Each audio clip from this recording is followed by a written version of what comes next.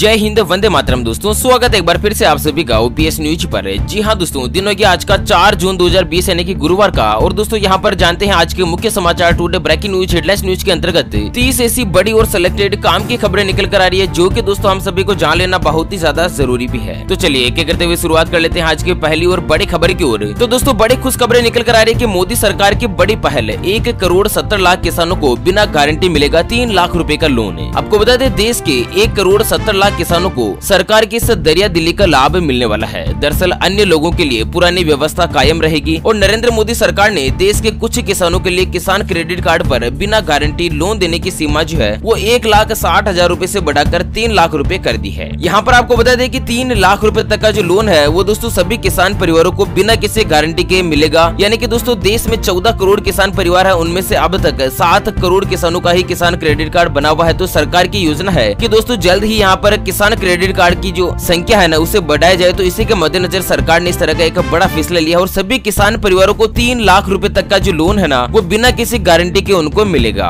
चलिए जनधन खातों को लेकर बड़े खुशखबरी आ रही कि जनधन महिला खाते धारकों को दोबारा मिल रहे हैं 500 रुपए। यहाँ पर चेक करें आपके अकाउंट में किस दिन आएगा पैसा। तो दरअसल लॉकडाउन के बीच गरीबों को राशन और आर्थिक मदद देने वाली योजना जारी है। प्रधानमंत्री गरीब कल्याण योजना के तहत महिला खाता धारकों को 500 रुपए की जून महीने की जो किस्त है वो उनके बैंकों में भेजी जा रही है। भारतीय बैंक संघ ने ट्वीट करके ये जानकारी दी है और खाता धारकों से कहा है कि आपके जो पैसे वो पूरी तरह से सुरक्षित है। दरअसल बैंकों में भीड़ से बचने के लिए 5 जून से लेकर 10 जून तक दोस्तों यहाँ पर 5 दिनों के अंदर अंदर देश की सभी महिलाएं जिनका जो खाता है वो जनधन खाता खुला हुआ है उनके बैंक खाते में दोस्तों 500 रुपए की सहायता राशि जो है वो सरकार के द्वारा भेज दी जाएगी। ध्यान रखिएगा दोस्तों, अगर आप पैसे नहीं भी निकाले ना तो भी आपके अकाउंट से पैसे कहीं नहीं जाएंगे दोस्तों, अपने आप नहीं कटेंगे। तो इसी किसी अफवाहों पर ध्यान ना दे दोस्तों, सरकार की तरफ से सीधे आपके बैंक खाते में जमा कर दी जाएंगी। और इसी के साथ किसान परिवारों को लेकर एक और बड़ी खबर निकल कर आ रही है कि किसानों के लिए 1 नेशन 1 मार्केट का ऐलान, एसेंशियल कमोडिटी एक्ट में बदलाव को मंजूरी। तो दरअसल कोरोना वायरस संकट के बीच आज एक बार फिर से प्रधानमंत्री नरेंद्र मोदी जी की अध्यक्षता में कैबिनेट की एक अहम बैठक हुई है और इस बैठक में एसेंशियल कमोडिटी एक्ट में एक बदलाव को मंजूरी मिली है। दरअसल दोस्तों किसानों के लिए 1 नेशन 1 मार्केट का ऐलान भी किया गया है। आपको बता दें दोस्तों कि इस योजना के अंतर्गत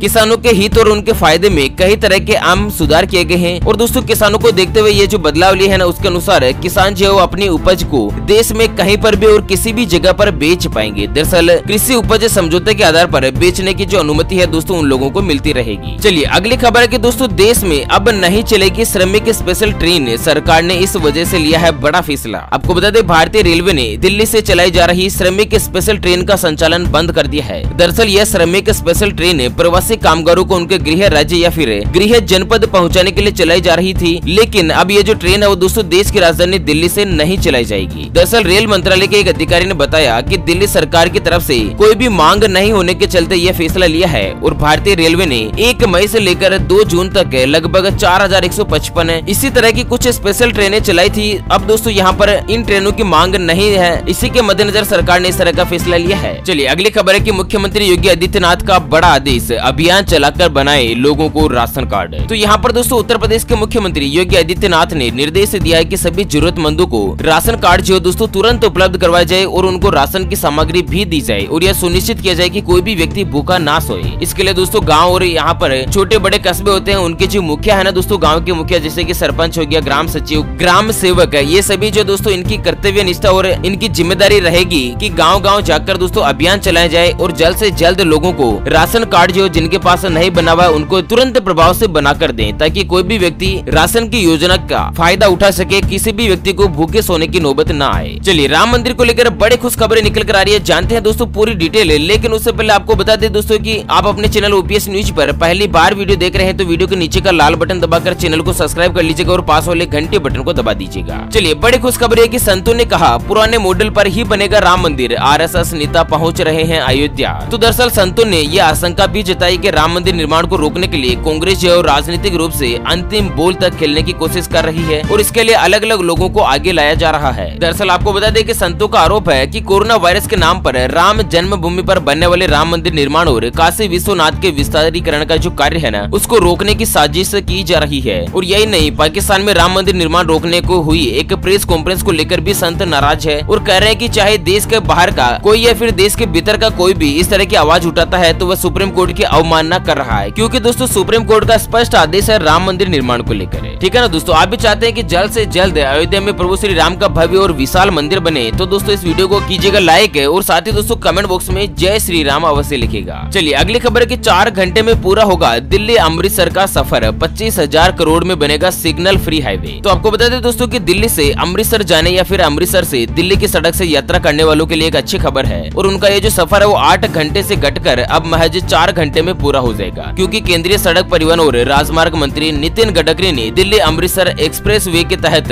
अमृतसर तक नए संपर्क मार्ग की घोषणा करी है, और लगभग 25,000 करोड़ रुपए की लागत का ये जो दोस्तों नया एक मेगा एक्सप्रेस हाईवे बनाया जाएगा, और इसका जो सफर है वो बिल्कुल आधा रह जाएगा। ठीक है ना दोस्तों, इसी के साथ अगली बड़ी खबर है कि ड्राइविंग लाइसेंस आधार कार्ड को लिंक करवाने का हुआ कार्य आसान। जानते हैं क्या है इसका पूरा प्रोसेस जी। तो आधार को कई योजनाओं के साथ जोड़ा गया है, और आधार वेरिफिकेशन के बाद ही कार्ड धारक को कई योजनाओं का लाभ भी मिलता है। दरअसल दोस्तों आधार कार्ड को सभी लगभग सरकारी योजनाओं से लिंक करवाना जरूरी हो चुका है, चाहे दोस्तों बीमा हो, बैंकिंग सुविधा हो, या फिर आपका ड्राइविंग लाइसेंस हो, राशन कार्ड हो, किसी भी प्रकार की योजना से दोस्तों आधार कार्ड को लिंक करवाना लगभग जरूरी हो चुका है। तो दोस्तों ऐसे में अगर आपका भी ड्राइविंग लाइसेंस बना हुआ है और आपका आधार कार्ड भी बना हुआ है, दोनों को अगर आप आपस में लिंक करवाना चाहते हैं, तो दोस्तों इसके लिए सरकार की ऑफिशियल वेबसाइट है सारथी.परिवहन.in। इस वेबसाइट पर जाकर दोस्तों आप अपने आधार कार्ड को ड्राइविंग लाइसेंस के साथ लिंक करवा सकते हैं, वो भी बिल्कुल फ्री में। और हाँ दोस्तों, आप अपने मोबाइल से यह काम कर सकते हैं। चलिए अगली खबर है कि 50,000 करोड़ की सरकारी योजना से चाइना छोड़कर भारत आएंगे मोबाइल हैंडसेट की दिग्गज कंपनियां। आपको बता दें मोबाइल मैन्युफैक्चरिंग के साथ ही इलेक्ट्रॉनिक उत्पाद और उसके कल पुर्जे के उत्पादन को बढ़ाने के उद्देश्य से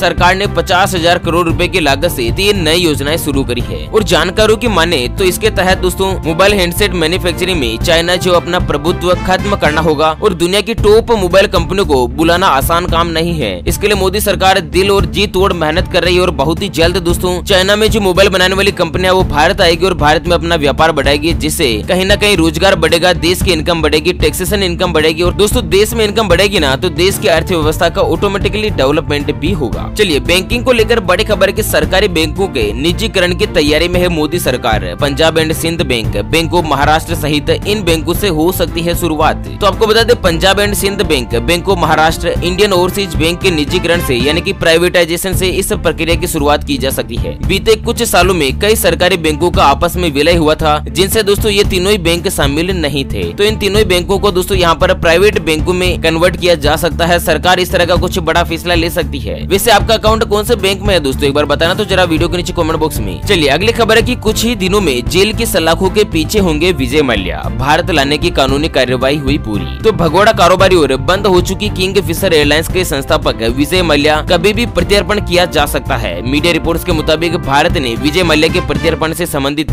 लगभग सभी औपचारिकताएं पूरी कर ली है, और दोस्तों बहुत ही जल्द भारत लाकर सलाखों के पीछे खड़े हो जाएंगे। चलिए अगली बड़ी और अहम खबर है कि रेस्टोरेंट फिर से खुलने के लिए तैयार, एक टेबल छोड़कर बैठेंगे ग्राहक। तो 8 जून से देश भर में रेस्टोरेंट खुल रहे हैं, लेकिन अब की बार अब आप खाना खाने बाहर जाएंगे ना तो सब कुछ अलग ही दिखेगा। दरअसल बैठने से लेकर किचन तक है, क्योंकि दोस्तों रेस्टोरेंट में एक नया नियम लागू होने जा रहा है, जिसके अंतर्गत आपको बता दें कि ग्राहक अब एक टेबल छोड़कर बैठेंगे, यानी कि एक टेबल छोड़कर उसके बाद फिर ग्राहक, फिर टेबल खाली छूटेगी, फिर ग्राहक है। और एक टेबल पर सिर्फ 2 लोग ही बैठ पाएंगे, 2 से ज्यादा लोग यहाँ पर एक टेबल पर एक साथ नहीं बैठ पाएंगे। चलिए अगली खबर की भीम एप्लीकेशन अब भी है सुरक्षित, गलत जानकारी से बहकावे में न आए। जी हाँ दोस्तों, क्या आपने भी वो न्यूज पढ़ी होगी व्हाट्सएप पर या फिर दोस्तों यूट्यूब पर बहुत सारे कुछ गलत जानकारी देने वाले यूट्यूबर्स ने आपको बताया होगा, जिसमें कहा गया था कि भीम एप्लीकेशन के लाखों लोगों की निजी जानकारी में सेंध लग गई है। तो दरअसल आपको बता दें कि भीम एप्लीकेशन का संचालन करने वाली company national payment corporation of India ने कहा है कि किसी भी यूजर के निजी डेटा में सेंध नहीं लगी है। दरअसल एनसीपीआई ने इस बारे में एक बयान भी जारी किया है, और एनसीपीआई ने कहा है कि लोग इस तरह की गलत जानकारी के बहकावे में न आए। डेटा में किसी भी तरह की सेंध लगाने की जानकारी झूठी है, इस तरह की कोई भी खबर नहीं है। और इसी के साथ अगली बड़ी खबर की महाराष्ट्र में तटीय इलाके से टकराया निसर्ग तूफान, कई इलाकों में तेज हवा के साथ हुई बारिश।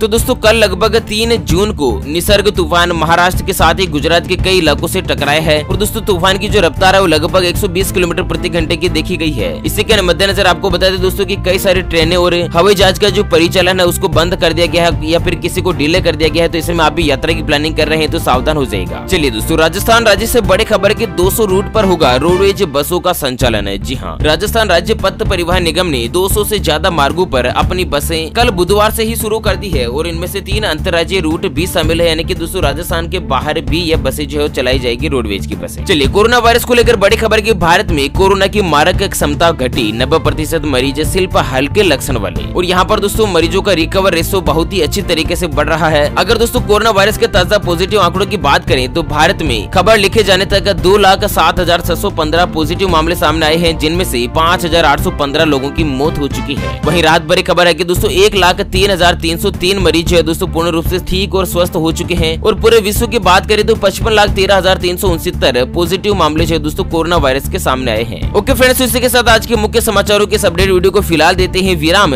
बहुत जल्द दोबारा से करेंगे मुलाकात एक और नई और ताजा तरीन हेडलाइंस के साथ। तब तक के लिए बने रहेगा आपके अपने चैनल ओपीएस न्यूज पर। Thank you, take care, goodbye, जय हिंद, जय भारत।